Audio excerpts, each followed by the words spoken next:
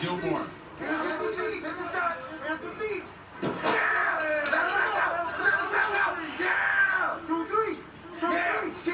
Keep working. On and off the track. He's gonna get tired and desperate. Mike, numbers. Pick your shot. Salt and pepper numbers. Yep, sit down on that. Sit down. He's gonna get desperate. Justin Hardig, Joaquin Rodriguez, the team out of Michigan. Question for you, Paul. Yeah. Salt and pepper numbers. What does that mean? Is that what? That's what his tournament said. Yeah, I have no idea. Oh, yeah, I can tell you. I mean, I haven't used that terminology with my coaches, but that's just me touch them up. So just basics probably. A little shake, just shake it up. Dean Thomas. Dean. Salt and pepper. You got gray hair. Go. So Petrosky's corner, they want him to set up those shots. The problem with him setting up those shots is he's got to go with punches, but he doesn't move his feet when he punches. He punches and then he tries to shoot afterwards. He's got to move his feet when he punches so he can get closer to then take the shot afterwards. Well said, Dean. Facts, Dean. Yeah, very he does nice. have to move his feet. And Gilmore's connecting now. He just to the body. That's not going to help. Smile. He landed a couple of shots to the head. A heavy low kick there. So when you look at this, Petrosky, he's certainly more flashy. He's the cockier guy. He carries himself with, dare I say, an air of arrogance. A little bit of swagger. But that's what you want from a fighter. When you look at the flip side, you see a different image from Gilmore. Oh, very effective. And also effective at taking massive punches to the face. Wow, Mike, both guys just landed a shot. Shot too. And there's better timing. Takedown, look out for the guillotine. No, nice timing there for Andre to end this round. Yeah, he needed that move. Nicely defending the mount those. For the people at home, the left leg of Gilmore came up as Petrosky tried to step over with his left leg. You see, he did it again there, defending the mount. It's nice because I would think as long as he stays in this position, I think this is Gilmore's round. So therefore, one apiece going into the third, probably. Still 20 seconds for Petrosky to work. Neil Valley from Andre, and I can tell you, having trained with Daniel Gracie for years and years and years, that is his move, man. He puts that on you, so that is definitely... Seconds! Working with Daniel Gracie Philly. Oh, good shots here with Petrosky. He's going to go for it. Third round coming. Jason, did you know it's time. Car insurance and a whole lot more? Cool. So what are you? Team snack of UFC. Third and final here. Michael Gilmore with a big. Final match before quick decision time. Yeah, very interesting too because of the way that Andre ended that round in dominant fashion. But up until that point, it was definitely Gilmore's round. So how much stock do you put in the last 30 seconds, Mike? Yeah, well, Ryan Fedrick on TV there says 2018 Petrosky, and Ryan Fedrick's out of his mind because getting one takedown and getting out in the last 30 seconds, I don't think he wins you the round. I think the solid work will come back in round two, but this is a fantastic start for Andre in round three. Put him right back where he had him at the end of round two. And he's got 4.5 minutes left to work. Pretty much in the mount now. The only thing they're saving Gilmore is got that arm wrapped around the neck. But at some point, he is going to let go of that. That will allow Petrosky to posture up. He's going to turn him off the fence, put him flat down on the canvas, and then from there look to finish the fight. And just a real tough position for Gilmore to try to fight out of the bottom half on the fence. And you know what I like? Speaking of, whatever we think, it doesn't really matter, right? Ultimately, it's the judges. But what I liked is Andre Petrosky's corner told him, hey, you need this round, it's 1-1. And I think that's smart. Because if you let your fighter think who's tired, exhausted, going into the third round, that you let them think that maybe it's 2-0, they're probably not going to fight with that same determination and heart that Andre just showed in the opening of this third round, getting that huge takedown, big slam, and now ultimately into mount.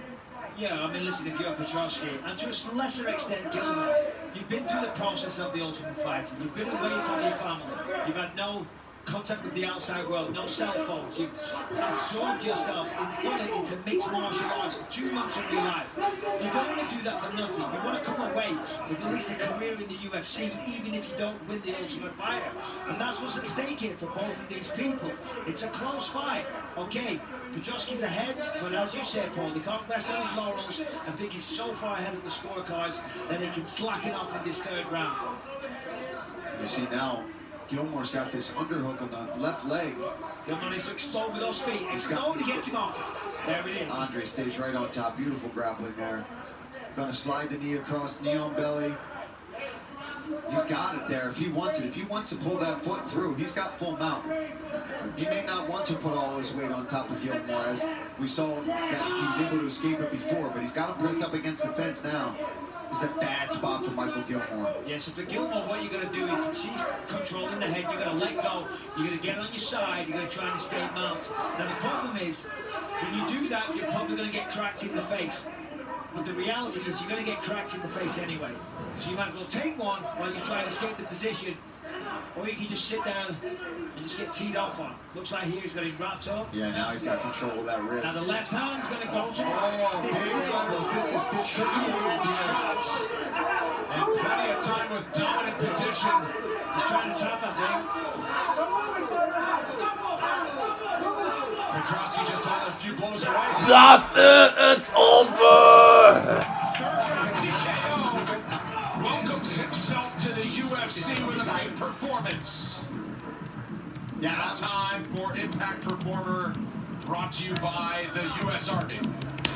Yeah, impressive performance here from Andre. And you know what? This is a big feather in his cap to overcome a little bit of tiredness, fatigue, come out in that third round. Good advice from the corner to let him know that it could be 1-1, that he's got to come out aggressive. He's got to get... Bruce Buff. Take away Bruce. Ladies and gentlemen, referee Jason Herzog has called a stop to this contest at 3 minutes, 12 seconds of the third round. Declaring the winner by TKO, Andre Petrosky. I'm okay with him.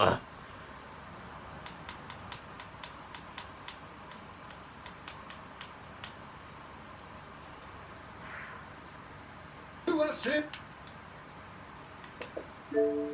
Boatload of experience. Height advantage lies with Rodriguez. We highlight the new weight class for the Motown Phenom, and he does have a 3-inch edge in reach. Here's Bruce Buff. Take away Bruce. Ladies and gentlemen, this fight is 3 rounds in the UFC welterweight division. Welterweight division. Fighting out of the blue corner, a freestyle fighter holding a professional record, 15 wins, 2 losses. He stands 6 feet 1 inch tall, weighing in at 171 pounds. Fighting out of Alhambra, California, Daniel D-Rod Rodriguez. Whoa. And now introducing his opponent, fighting out of the red corner, a big martial artist holding professional record, 18 wins, 6 losses. He stands 5 feet 9 inches tall, weighing in at 170.5 pounds. Fighting out of Las Vegas, Nevada, by way of Detroit, Michigan, Kevin the Motown Phenom Lueders. Wow. And when Ash begins, I'll wait for you, George. Indeed. Impossible to have more confidence than Kevin Lee in his abilities and his trajectory going forward. He's ready to back up his talk tonight as he returns to the octagon for the first time in about a year and a half. Underway, Kevin Lee is in the white. He's a -150 favorite in the matchup. D-Rob in the gray. Ooh, the body kicked open. As I said before on the walks, it's crazy that this fight has flown under the radar the way that it has. D-Rod, as we said, the man's a natural fighter. You know, whether it's in a ring, in the cage, in the streets, in prison, whatever. The man likes to fight, and he's good, and he's technical, and he's got the right mindset. And then on the flip side, Kevin Lee, he's always been world championship material. He's got the skills, he's got the mindset, he's got everything that you need, but he's just been lacking. I can't quite put my finger on what it is. Sometimes the gas tank, sometimes the mentality, but the potential has always been there, and he's always in exciting fights. And for those people that aren't sat where we are, when Bruce Buffer was doing the call-outs, they would join up one another. Security was keeping a good eye on them, and they're getting off to a good start. This is going to be a good fight. You see the hand speed there from Rodriguez. But Kevin Lee coming out early with a lot of kicks. He definitely looks bigger, filled out for the 170-pound weight class. Looking good. Was originally supposed to be in here with Sean Brady. Right. Then Kevin Lee was out. Then Sean was out. And now here we are with Rodriguez, who's obviously been in shape, has been very active, and a very interesting matchup. I mean, like Michael said before in the walks, I mean, this is a fight that has flown under the radar in this card. It's quite the card, actually. This is a good card. It's been fun so far. 5-round main event tonight later. Edson Barboza, Giga Chikadze. I keep forgetting. So, And what we see the difference here between the two styles, you're seeing D-Rod chipping away with the leg kicks. Obviously, he's got that heavy Muay Thai influence, you know, so he's just going to keep chipping away like that. And that's, you know, they're not show stealers, but they're going to pay dividends. They're going to add up. They're going to slow down the movement of Kevin Lee.